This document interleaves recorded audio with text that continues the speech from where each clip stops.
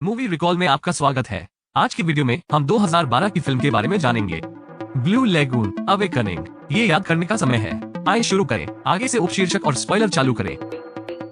Film शुरू होती है और हम एमा नाम की एक लड़की को देखते हैं जो एक बहुत अच्छी छात्रा है और अपनी कक्षा में टॉपर होती है। और फिर डीन नाम का एक लड़का है जो बहुत आलसी है और वो उसे प्रोम क्वीन कहता है। हम देखते हैं कि वे कितने अलग हैं। एमा बहुत व्यवस्थित है क्योंकि हम उसे सुबह जल्दी उठते हुए देखते हैं और वो अपने नियमित कैलेंडर की जांच करती है कि उसे आज क्या करना है। दूसरी ओर डीन उठता है, बाथरूम जाता है और वीडियो गेम खेलना शुरू कर देता है। उसके पिता को उसे याद दिलाना पड़ता है कि उसे स्कूल जाना है और उसे देर हो रही है। एमा स्कूल जाती है और अपनी दोस्त लिजी से मिलती है। वे दालान में बात करना शुरू करते हैं और इस बीच कक्षा शुरू हो जाती है और शिक्षक छात्रों को एक यात्रा के बारे में बताते हुए दिखाई देते हैं जो वे अगले दिन करने जा रहे हैं और यात्रा त्रिनिदाद की है। एमा जल्दी से कक्षा में प्रवेश करती है और डीन भी उसके ठीक पीछे आता है। क्रिस्टेनसेन नाम के उनके शिक्षक उन्हें यात्रा के बारे में और जानकारी देते हैं और लिजी एमा को बताती है कि डीन भी इस यात्रा पर जा रहा है क्योंकि उसके पिता अमीर है और उन्होंने अपने बेटे को इस यात्रा पर लाने के लिए कुछ प्रयास किए हैं। स्टीफन नाम का एक और लड़का है जो एम्मा में दिलचस्पी रखता है, लेकिन एम्मा के पास उसके लिए कुछ भी नहीं है। उसकी दोस्त लिजी इस यात्रा के दौरान एम्मा को स्टीफन के करीब आने के लिए कहती है, लेकिन एम्मा को ऐसा करने का बिल्कुल भी मन नहीं है। एम्मा लिजी से कहती है कि वो इस यात्रा का आनंद लेने पर ध्यान केंद्रित करेगी। उसे इस बात की चिंता नहीं होगी कि उसे किस लड़के के साथ जाना चाहिए। जब वे बात कर रहे थे, एम्मा की नजर अचानक डीन पर पड़ी जो अपने बहुत बढ़िया चाकू से एक सेब काट रहा था और लिजी को ये पसंद नहीं आया। तभी हेले नाम की एक अन्य लड़की उन्हें बताती है कि वो और डीन एक साथ पढ़ते थे और यह भी कहती है कि डीन वास्तव में एक बहुत अच्छा लड़का है। हालांकि लिजी सहमत हो जाती है और थोड़ी देर बाद एक शिक्षक डीन के पास आता है और उसका चाकू देखता है। वो तुरंत उसका चाकू जब्त कर लेती है क्योंकि यह जेब में रखने के लिए बहुत बड़ा चाकू है। फिर शिक्षक डीन को प्रिंसिपल के कार्यालय में ले जाता है क्योंकि वो चाकू लाकर नियम तोड़ रहा है। एमा अगले दिन यात्रा पर जाने के लिए तैयार है और अपनी माँ से कहती है कि वो उसे इस यात्रा पर जाने देने के लिए वास्तव में उसकी आभारी है। दूसरी ओर डीन के अमीर पिता भी अपने प्यारे बेटे को छोड़ने आते हैं और उसे वहाँ सावधान रहने के लिए कहते हैं। वो अपने बेटे से कहता है कि उसने उसे इस यात्रा पर लाने के लिए बहुत मेहनत की है, इसलिए बेहतर होगा कि वो इसका भरपूर लाभ उठाए। वो अपने बेटे को भी वहाँ बहुत सावधान रहने को कहता है। जब वे बस में चढ़ने वाले होते हैं, स्टीफन फिर से एम्मा के साथ लट करने जाता है, लेकिन वो उसे अनदेखा कर देती है। कुछ घंटों की यात्रा के बाद वे सभी त्रिनिदाद पहुंचते हैं और शिक्षक सभी को बताते हैं कि उन्हें बाहर जाने और कुछ मौज मस्ती करने की अनुमति है, लेकिन उन्हें अंधेरा होने से पहले वापस आना होगा। अगली चीज जो हम देखते हैं, वे सभी पूल में मौज मस्ती कर रहे हैं। एम्मा ने पूल में बिकिनी पहनी हुई है और स्टीफन अपना उत्साह नहीं रोक पा रहे हैं। हालांकि डीन उनके साथ शामिल नहीं है। एम्मा पूल में है जब उसने देखा कि डीन बालकनी पर खड़ा उसे देख रहा है। तभी स्टीफन आता है, एम्मा को पीछे से पकड़ लेता है और पानी के अंदर पटक देता है। डीन ये देखता है और चला जाता है। अगले दिन वे कुछ निर्माण कार्य कर रहे हैं। श्री क्रिस्टेनसेन बच्चों के लिए एक छोटा स्कूल बनाने में सभी छात्रों का नेतृत्व करते हैं। त्रिनिदाद और डीन को बैकफ्लिप करते हुए देखा जाता है और स्टीफन उसे देखकर एम्मा को बताता है। डीन सभी की यात्रा बर्बाद करने जा रहा है। अगले दिन एम्मा अपने माता पिता के साथ वीडियो कॉल पर थी, तभी जूड आता है और सभी लड़कियों को बताता है कि स्टीफन ने उन सभी को एक पार्टी में आमंत्रित किया है। ये पार्टी एक नाव पर होने वाली है और एम्मा को जाने में बिल्कुल भी दिलचस्पी नहीं है, लेकिन लिजी उसे उनके साथ जाने के लिए मजबूर करती है और वो अंततः सहमत हो जाती है। उस शाम वे पार्टी के लिए निकलते हैं और एम्मा वहाँ होने को लेकर बहुत रोमांचित नहीं है। इसके अलावा जब वो वहाँ पहुँचती है तो वो नोटिस करती है स्टीफन दूसरी लड़की को चूमता है और इससे उसका मूड और भी खराब हो जाता है। डीन भी वहाँ है और जब एम्मा डीन के पास से गुजरती है तो डीन उससे पूछता है कि क्या वो स्टीफन को पसंद करती है और एम्मा उसे बताती है कि उसे इन चीजों में बिल्कुल भी दिलचस्पी नहीं है। तभी पुलिस वहाँ पहुँचती है और सभी को उस नाव से उतरने के लिए कहती है जिस पर वे सवार हैं। एम्मा नाव से सीधे समुद्र में गिर जाती है और किसी को भी गिरने का पता नहीं चलता। डीन पानी में कूदता है और उसे डोंगी में चढ़ने में मदद करता है। मुसीबत में पड़ने से बचने के लिए डीन ने डोंगी को नाव से जोड़ने वाली लाइन को तोड़ दिया, लेकिन पता चला कि वहाँ कोई मोटर नहीं है।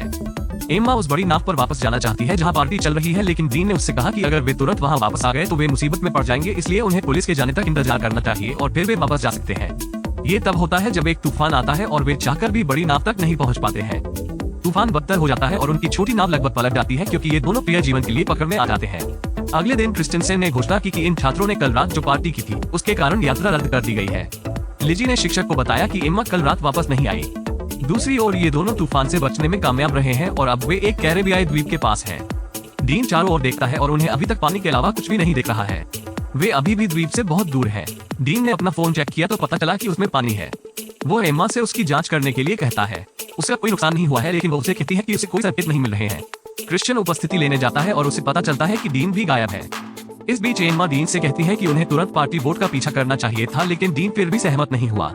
फिर एम्मा की नजर एक द्वीप पर पड़ती है और वे अपनी नाव को द्वीप की ओर मोड़ देते हैं।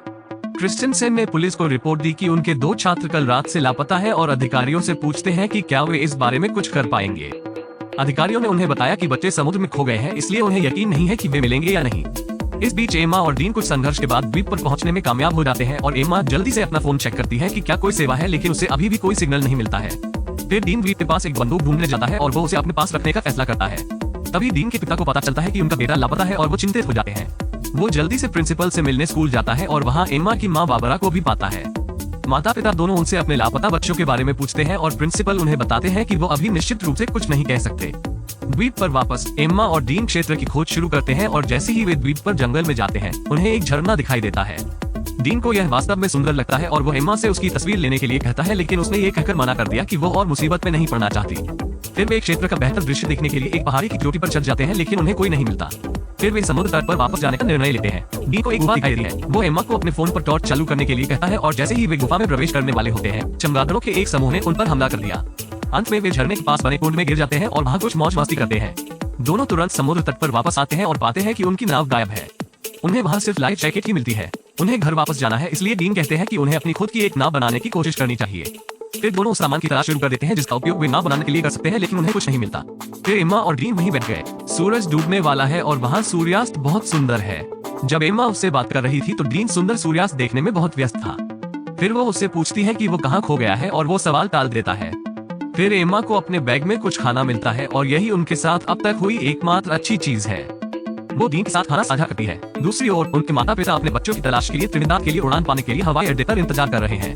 रात होते ही एम्मा और डीन एक दूसरे के करीब बैठ जाते हैं। एम्मा को कुछ शोर सुनाई देता है, लेकिन डीन उसे इसे अनदेखा करने के लिए कहता है और फिर उसे ध्यान आता है कि उसे ठंड लग रही है, इसलिए वो उसे अपनी शर्ट देने के लिए आगे बढ़ता है। एम्मा तब उसे पूछती है कि वो उसे प्रूम क्वीन क्यों कहता है और वो कहता है कि वो वास्तव में सुंदर है, यही कारण है कि वो उसे ऐसा कहता है।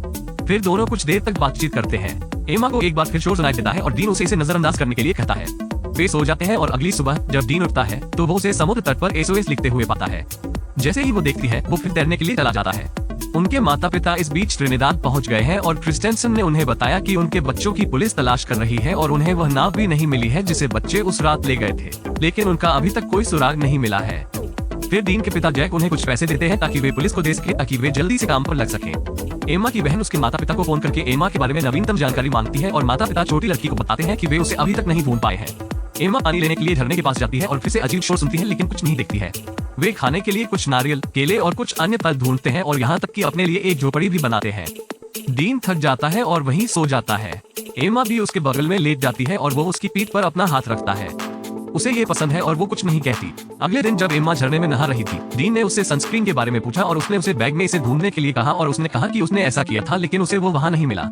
फिर उसे ये बताते हुए और भी संदेह हो जाता है कि इस द्वीप पर कोई और भी है।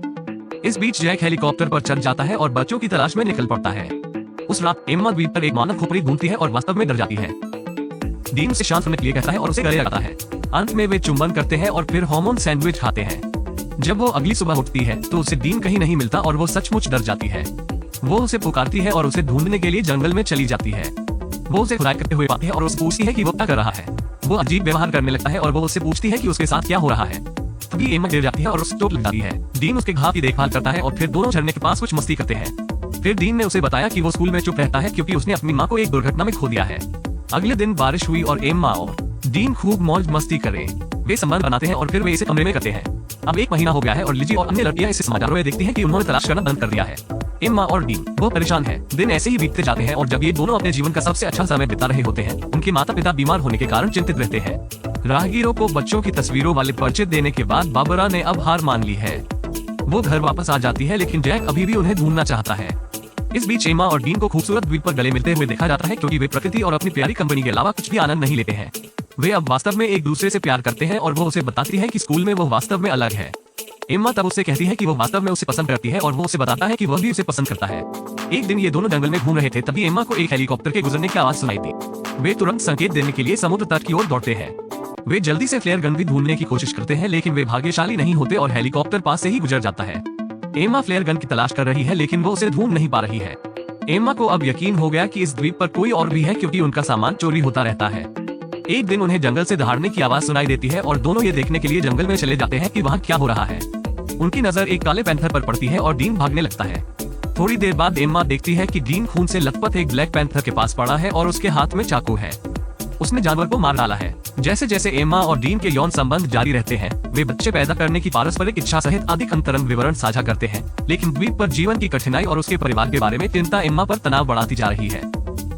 एक दिन उनका सारा चुराया हुआ सामान एक पेड़ पर गिरने लगता है और जब वे बाहर देखते हैं तो वह एक बंदर निकला। एम्मा एक संकेत देने के लिए तुरंत फ्लेयर गन चलाती है और डीन इससे बहुत खुश नहीं है क्योंकि वह एम्मा के साथ वहाँ का जीवन पसंद कर रहा है। अब उन्हें द्वीप पर रहते हुए 100 दिन हो गए हैं। हेलीकॉप्टर आखिरकार उनके पास आया और उन्हें नोटिस किया। अगली चीज जो हम देखते हैं वो हवाई अड्डे पर उनके दोस्तों और परिवार द्वारा उनका स्वागत किया जा रहा है। एम्मा को स्कूल में अधिक लोकप्रिय पद पर बिठा दिया गया है, जबकि डीन, जो अभी भी अर्ध बहिष्कृत है, सार्वजनिक रूप से उसे संपर्क करने से बचता है। रोजमर्रा की जिंदगी के साथ तालमेल बिठाने से उनका रिश्ता तनावपूर्ण और दूरियां वाला हो जाता है। एम्मा प्रोम में शामिल होती है, जबकि डीन केवल इसलिए जाता है क्योंकि उसके पिता ने उसे प्रोत्साहित किया था। एम्मा ने डीन को बाहर खिड़की से उसे देखते हुए देखा। एम्मा की दोस्त लिजी उसे उसके पास जाने के लिए प्रोत्साहित करती है। एम्मा और डीन पूरी भावना से चुंबन करते हैं और फिर एक साथ नृत्य करते हैं और इसके साथ ही फिल्म समाप्त हो जाती है। देखने के लिए धन्यवाद। नई मूवी रिकैप्स पाने के लिए कृपया लाइक करें, सब्सक्राइब करें और घंटी आइकन पर क्लिक करें।